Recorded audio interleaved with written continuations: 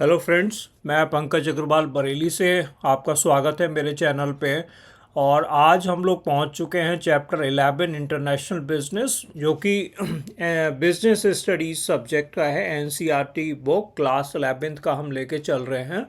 और इससे पहले के सारे चैप्टर्स भी आपको मेरे चैनल पे मिल जाएंगे। इसके डिस्क्रिप्शन बॉक्स पे मैं लिंक दे दूंगा। और अदरवाइज़ आप मेरे चैनल पे जाके जब प्ले लिस्ट में जाएंगे तो आपको प्ले लिस्ट में सारे चैप्टर्स मिल जाएंगे, बुक वाइज ऐसे मिल सकते हैं आपको। तो चलिए शुरू करते हैं। हम लोग समझेंगे यहाँ पे इंटरनेशनल बिजनेस के बारे में।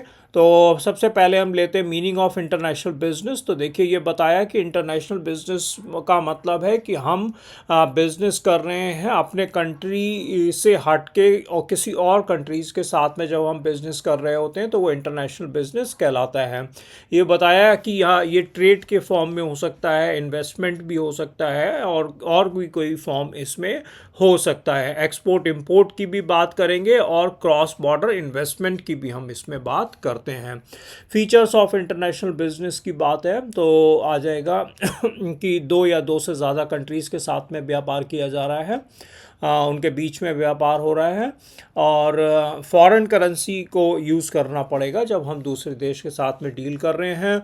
और इंटरनेशनल लॉ एंड रेगुलेशंस को हमें ध्यान में रखना पड़ेगा, फॉलो करना पड़ेगा। और जो कल्चर और लैंग्वेज डिफरेंसेस हैं उसको भी हमें ध्यान में रखना पड़ेगा। और इसमें हाई रिस्क हो सकता है डोमेस्टिक बिजनेस के कंपैरिजन में। तो यही कंपैरिजन यहाँ पर टेबुलर फॉर्म में दिया हुआ है। जैसे domestic business and international business में डिफरेंस, अगर ज्योग्राफी की बात करें तो डोमेस्टिक बिजनेस जो है वो अपनी कंट्री के अंदर हो रहा है और दूसरे देशों के साथ में हो रहा है इंटरनेशनल बिजनेस। और करेंसी की बात करें तो भी क्लियर है, डोमेस्टिक में हम अपनी करेंसी यूज़ करेंगे और इंटरनेशनल बिजनेस में जिस कंट्री के साथ में हम डील कर रहे हैं उसकी करेंसी की ज़रूरत हमें पड़ेगी। लॉ, यहाँ पर हम अपने देश का जो भी लॉ है या जितने तरीके के लॉ हैं उसको फॉलो करेंगे। मगर जब हम इंटरनेशनल बिजनेस में जाएंगे तो उन देश में जो लॉ हैं वो हमें फॉलो करने पड़ेंगे। डोमेस्टिक बिजनेस में हम कई बार कल्चर समझ सकते हैं क्योंकि हम वहाँ रहते हैं। बट जब हम इंटरनेशनल कल्चर में जाएंगे, इंटरनेशनल बिजनेस में जाएंगे तो वहाँ का कल्चर दूसरे देश का अलग हो सकता है और कल्चरल डाइवर्सिटी हो सकती है। स्कोप की बात करें तो क्या क्या चीज़ें इसमें शामिल करी जाएंगी, तो देखिए सबसे पहले एक्सपोर्ट एंड इंपोर्ट करा जाएगा और गुड्स का भी हो सकता है और ये सर्विसेज का भी हो सकता है। फिर इसको हम किस फॉर्म में कर सकते हैं ये बताया, जैसे लाइसेंसिंग की फॉर्म में जा सकते हैं, फ्रेंचाइजिंग की फॉर्म में जा सकते हैं। कई बार लाइसेंसिंग टर्म जो है वो मैन्युफैक्चरिंग में यूज़ होता है। जैसे कि अगर मान लीजिए आपको कोई ऐसा ब्रांड बनाना है जो कि फॉरेन कंट्री में है और उसको आप यहाँ प्रोड्यूस करना चाहते हैं तो उसका लाइसेंस आपको लेना पड़ेगा और उसके बिहाफ पे आप बना सकते हैं। फॉरेन इन्वेस्टमेंट की बात है, एफडीआई फॉरेन डायरेक्ट इन्वेस्टमेंट, मतलब कि जैसे कोई प्लांट है लगा हुआ है, कंपनी है, उसमें विदेशी कंपनी इन्वेस्टमेंट कर रही है, वो फॉरेन डायरेक्ट इन्वेस्टमेंट कहलाता है। पोर्टफोलियो इन्वेस्टमेंट का मतलब होता है जबकि वो एक तरीके से शेयर्स वगैरह में इन्वेस्टमेंट कर रहे हैं, डिवेंचर्स में इन्वेस्टमेंट कर रहे हैं।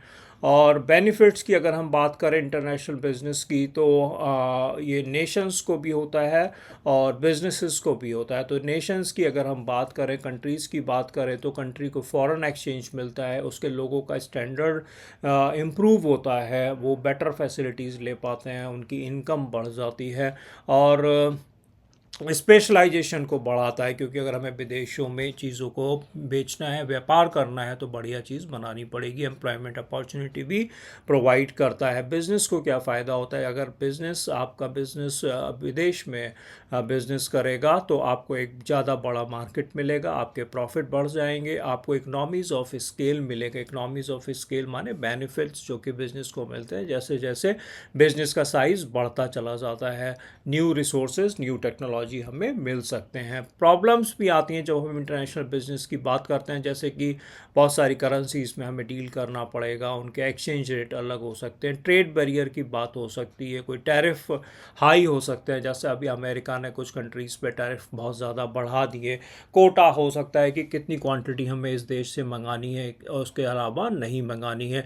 लीगल सिस्टम की हम बात कर सकते हैं, अलग अलग लीगल सिस्टम हो सकता है, कल्चरल लैंग्वेज बैरियर हो सकते हैं, ट्रांसपोर्टेशन टाइम जोन्स अलग अलग हो सकते हैं।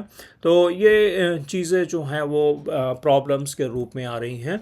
इंपोर्ट एंड एक्सपोर्ट प्रोसीजर के अगर एक्सपोर्ट में हम जाते हैं तो ये बेसिक स्टेप्स हैं, जैसे कि पहले इंक्वायरी आएगी, फिर हम कोटेशन भेजेंगे और उसके बाद में ऑर्डर हमें मिलेगा और फिर हमें लाइसेंस लेना पड़ेगा, shipping, customer clearance and payment receive करना है। तो ये एक्सपोर्ट से रिलेटेड हो गया। अगर हम इंपोर्ट की बात करेंगे तो हमें इंपोर्ट का लाइसेंस लेना पड़ेगा, ऑर्डर हमें प्लेस करना है, फॉरेन एक्सचेंज को अरेंज करना है, गुड्स को रिसीव करना है, documentation, custom clearance and payment. ये स्टेप्स से हम इंपोर्ट प्रोसीजर को समझ सकते हैं। इंटरनेशनल ट्रेड के लिए कौन से डॉक्यूमेंट्स की ज़रूरत होगी, इनवॉइस की ज़रूरत है, पैकिंग लिस्ट की ज़रूरत है, बिल ऑफ लेडिंग की ज़रूरत है, सर्टिफिकेट ऑफ ओरिजिन की ज़रूरत है, लेटर ऑफ क्रेडिट की ज़रूरत है, इंश्योरेंस पॉलिसी की ज़रूरत है। अगर आपको कोई टर्म समझ में नहीं आ रहा है तो लेटर ऑन जब हम डिटेल में जाएंगे तब समझ सकते हैं, या आप कमेंट बॉक्स में लिख के भी मेरे से पूछ सकते हैं।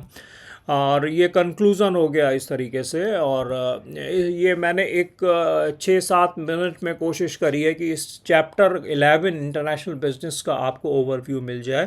Thank you so much. और मैं ज़रूर आपसे रिक्वेस्ट करूँगा कि मेरे चैनल को सब्सक्राइब करिए, और उससे हमें मोटिवेशन मिलता है कि हमें और नए वीडियो बनाने हैं। किस तरीके के वीडियो बनाने ये भी आप कमेंट बॉक्स में लिख के बता सकते हैं। प्लीज़ लाइक करें, शेयर करें, सब्सक्राइब करें। Thank you so much.